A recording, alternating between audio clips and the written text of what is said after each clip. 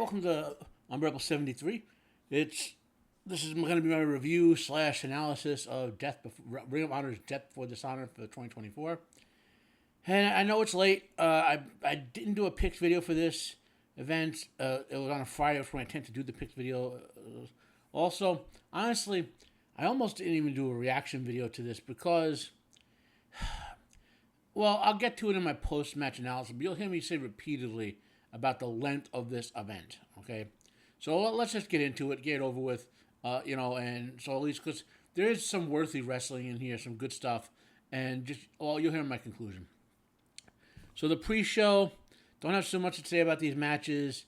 The other one that really interested me going into it was Marina Shafir versus Angelica Risk. Shafir won. It was a squash match. Honestly, my criticism of this event is that most of these matches were at least 5 minutes too long, except for like maybe two of them. Okay? And this one was too short. They should have given this one at least 5 or 6 minutes. Shafir could look dominant, but she could have showed off more of her wrestling technique. So it's anyway. Kind of skimming through. You have Angelico, MXM versus Angelico. MXM wins. Angelico has legit talent. He's criminally underused any place he's worked for, as far as I can tell. But then again, if this happened over and over again, then maybe it's his personality or whatever. But the dude has legit talent. He's a legit top 50 in the world wrestler. Okay, and Manson and Masura suck. Their gimmick sucks, and they're horrible in the ring. But I guess they're getting a push. That's why they won this. Okay. So we skim forward a little. We get to now again. Obviously, these are beautiful women or whatever, but you'll see. It's like not even a minute later, it's over. This slapping, and then she gets her move off in a particularly interesting way. Of course, I get a message. Watch. So pause it. She's a legit powerful woman. And then this is into her finisher. So this is her finisher basically. It's kind of reverse sleeper, and that's a legit cool way to do it. But then again, like I said, you got to give the match some time. So this match, the third one, this is a flashback. Who cares? Then we get to Infantry versus Garrison and Henry. Infantry wins. Again, good match, no storyline. Who cares? And then we get to Top Flight versus the Outrunners. I think this match would have been different if What's-His-Face hadn't been hurt. The flamboyant guy. I can't remember his name right now. Because the Outrunners have been teaming with him for a sort of 80s gimmick. Top Flight wins this. No storyline to this match. Whatever. So we get to we get into it here, past all this. So we get to our main show, which is Mortos versus Commander.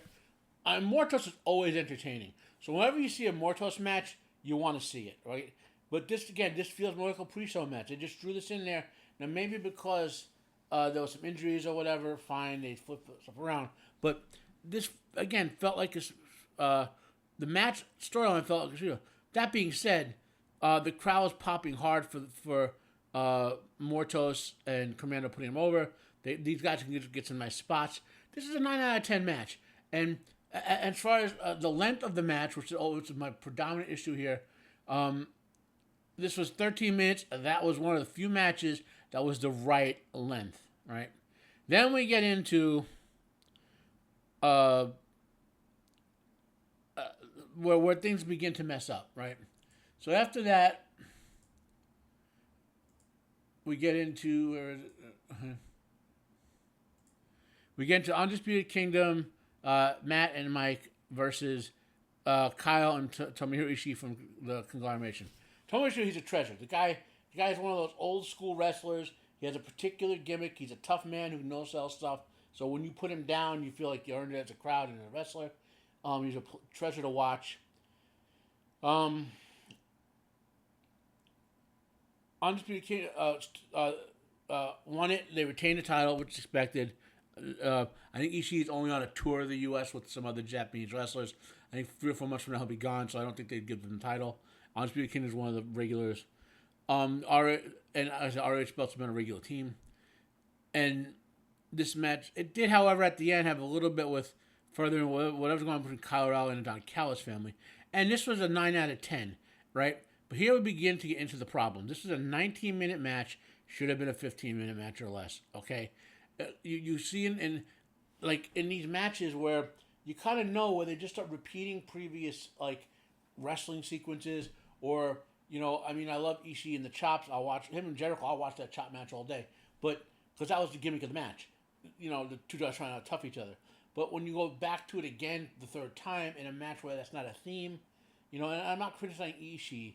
I'm saying they could have legit cut this down by almost 5 minutes and still had a 9 out of 10, right? It might even be 9.5 if they'd cut it down, So next week up, if I'm sounding like I'm rushing through this, it's because I maybe want to spend a little more time talking about the later matches.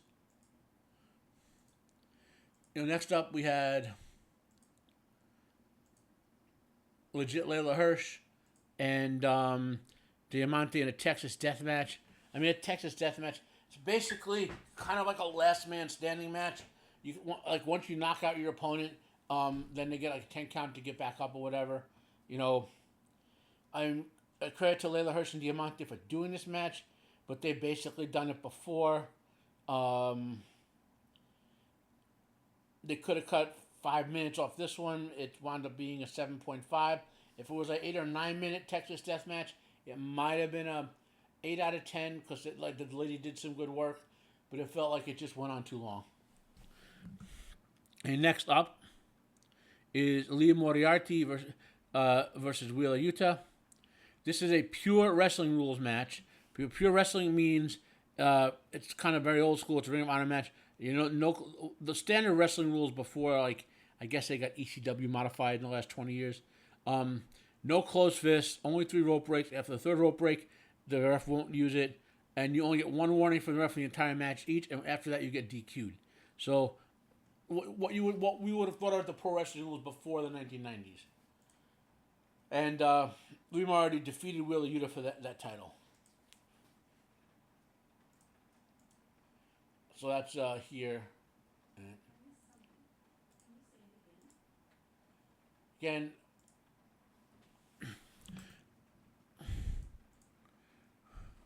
now next up we get our first storyline match, okay? The first match with the storyline going in was really good. So Billy Starks is the protege of Athena, or Ember Moon for you WEP types. And Red Velvet is kind of the protege for Queen Aminata, right? And there's been a sort of feud between Aminata and her protege and Athena and her protege for months and months and months. I didn't expect Billy Starks to lose, but she did. Red Velvet won and took the ROH Women's TV title. Now, granted, Billy Starks is very young, and she's coming very strong, but she's like 20, so she could afford to lose a match and continue building a career. I really enjoy her work in the ring, though, as she's developing. And Billy knows how to do promos. She has the right build for a woman. She looks stocky and still looks beautiful, like kind of combo. If like she's not too petite, she's tall enough. The lady's got some nice spots. There's a top rope Canadian Destroyer in this one. When you can see the women hit that, it's cool when the men do it. When women do it, it's even impressive. I think, however, this match suffered when the fans wanted to cheer for Billy rather than boo, even though she's supposed to be the heel. And Red Velvet, she's not over enough as a face to really get the crowd working well. And I think ROH has a high percentage of wrestlers, partially because of the rules require the rules of honor. I think that because the storyline and Ring of Honor gimmick, their own gimmick, they're more like heelish faces or faces who act like heels. The kind of tweeners. They have a lot of them.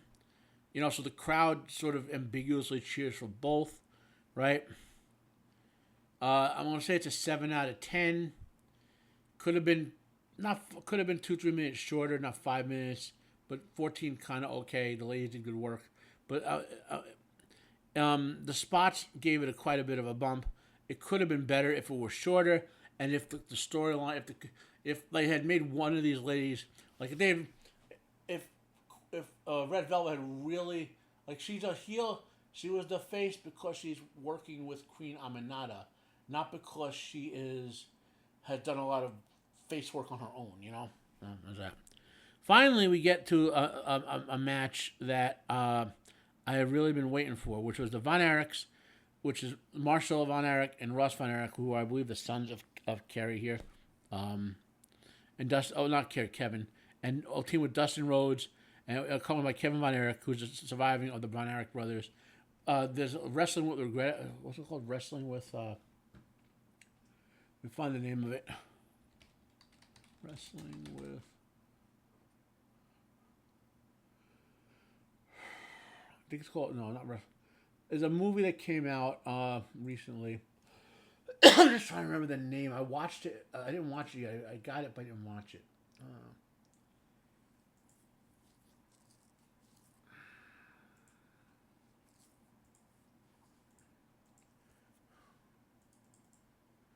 There's a bioepic about the Von Erich, so just keep it simple. I don't need to remember it offhand for you to get it. So, I've always been a Dustin Rhodes fan, more so than Cody. I think Dustin's a better wrestler than Cody. I like the legacy of the Von Erichs. The Dark Lord has some really good wrestlers in it. Evil Uno was impressive. He really should get more of a push. So, the run that Dusty's on right now, which culminated in the Battle of the Belts the next night after this event, was where Dustin and the Von Erichs, they win the ROH 6-Man Championship. Now, I'm pretty sure, so the Von Erichs the young guys get the push, right, from Dustin and winning this, and Kerry's legacy. And I'm pretty sure Dustin's going to finish his contract with AEW because he's basically ready to retire, okay? And I think he's going to go back to WWE for one final little run supporting his brother. I think that'll happen probably by the time, like, as a lead into WrestleMania type of thing. Yeah. It was an 8 out of 10, and this had a proper length of like 14 minutes or so, right? So that's one of the, right. Now we finally get to our last couple matches. Now you notice, if you watch the bar, we're halfway through, and there are 3 more, like 2 hours and 39 minutes, right? Oh, when we get to the proper point, okay? So here.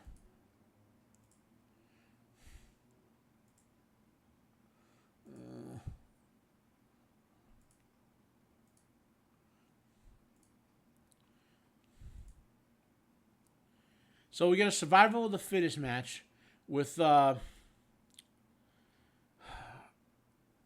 Atlantis Jr., Leo Rush, Shane Taylor, Brian Cage, Lee Johnson, and Johnny TV, right? With Taya there. And survival of the fittest, which, let's give you the results here. Shane Taylor got eliminated by Leo Rush. Leo Rush got pinned by Lee Johnson. Lee Johnson got pinned by Cage and Johnny TV in a double pin. Johnny TV got pinned by Cage.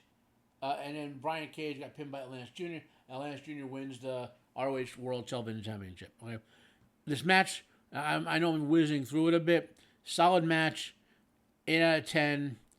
Didn't feel too long at 19 minutes for what they gave you, so I was okay there. Now we get to the 2 big matches. Now, I'll be honest, I was anticipating the women's heavyweight title match more than any other match on here, I think.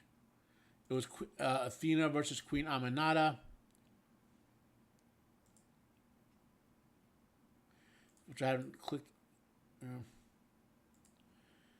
So, and not to take anything away from Queen Aminata, but her push going into this kind of sucked.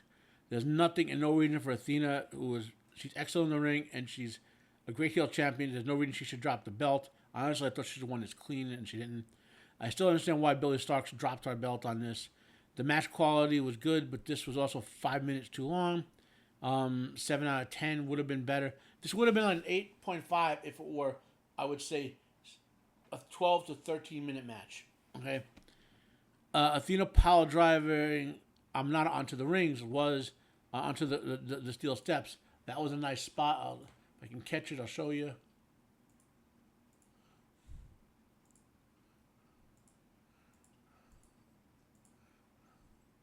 No. Well, so there's that match. So finally we get to the match. The other match I enjoyed. I really enjoyed Mark Briscoe in the ring.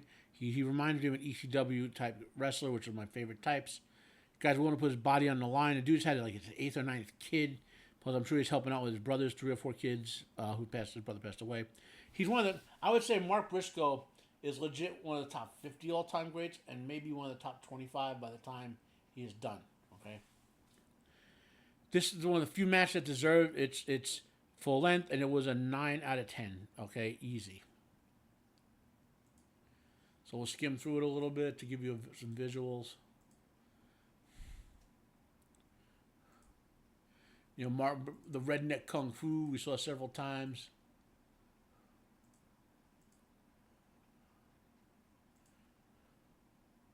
And of course, you get the conglomerate and other heroes. The guys come up to celebrate with him at the end. Always a worthwhile thing. So that's for Dishonor. Again, I don't want to copyright strike myself, so to speak. This show's way too long. That was 5 hours counting the pre-show. So 1 hour pre-show, 4 hours of the event, right? And almost all the matches should have been 5 minutes or more shorter. I thought that only the better matches with more experience and talent, the rest of were the ones that could actually use that time well, and there were very few of those. The work the wrestlers were doing in the ring that was wasted by bad storyline management and bad match direction. Like the director should have said should have told them, the director and the producers who designed the matches, said, you're going to wrestle, we got a 15-minute slot for you, whatever, we hear the spots, we're going to help you set up, and then you guys work it out. Like they should have said, so for 20 minutes, you have 15, and then help them arrange their spots so they look good. If you only watch Ring of Honor, sure, 5 hour PLE is fine. Tony Khan has to realize that most fans just consider ROH to be like a couple more hours per week of AEW at this point, and I think he has. So the word is that he is going to. So Ring of Honor had basically closed down about 2.5 years ago completely. It was gone, right? It was just IP up for sale. So Tony Khan bought it, and the word is he's going to turn it and rebrand it as something like AEW, ROH, and it's going to become his version of NXT, which would make sense, I think that would make sense. And that would solve his need, because despite Dave Meltzer's wet dream fantasies about what wrestling isn't, despite Cornette and all hating on this, for the most part, Time Warner is happy with the product they get from AEW. Now, for those who understand why, it's an economic argument. So when you pay X amount of dollars for programming as a broadcaster, then you're going to take that and you're going to have to sell advertising on it, right? So you want to minimize your cost to get it and maximize your profit from the advertising, right? Wrestling has a built-in audience and it's very easy to advertise to, okay? And furthermore, it's very cheap to produce. Unless you're going crazy spending ridiculous, way too much on the talent, which neither Khan nor WWE is doing. They're spending because they have to spend, but their best salaries are relative to the profits and all. The actual shows are fairly inexpensive. So when Time Warner gives them an amount of money, they get their return on it for easy sales of advertising, despite claims about low ratings and all that, So that's kind of where Ring of Honor stands in AEW, and Tony's kind of going to rework AEW. So that, because Time Warner, I have a feeling, Time Warner has been continually asking for more. Like, we're up to, I believe, 6 hours a week of AEW on TBS and TNT. They want more. Like, they want more filler content for wrestling, basically. It's easy to throw in there. And Tony Khan's resisting because he doesn't want to dilute his product. And that's why Tony Khan has so many guys you don't see on screen. He basically lets guys go and take, like Samoa Joe, he's taking time to recover from injury and do a movie so he can disappear for 4 or 5 months and they can film with some other talent he has on contract. When Britt Baker had her stroke, she could be off for 9 months and they have plenty of female talent. So Tony Khan's taking the idea of like less is more, don't overexpose them for the most part. I think he's overexposing Will Ospreay a bit too much, but we'll see. And So that's my thoughts about Ring of Honor and Death Before Dishonor. You will probably hear next from me about my SummerSlam results in terms of wrestling, and that'll be Monday or Tuesday. Like if you like, dislike if you dislike. Have any questions down below? Ask. Share this out if you can. Have a great weekend. Thanks.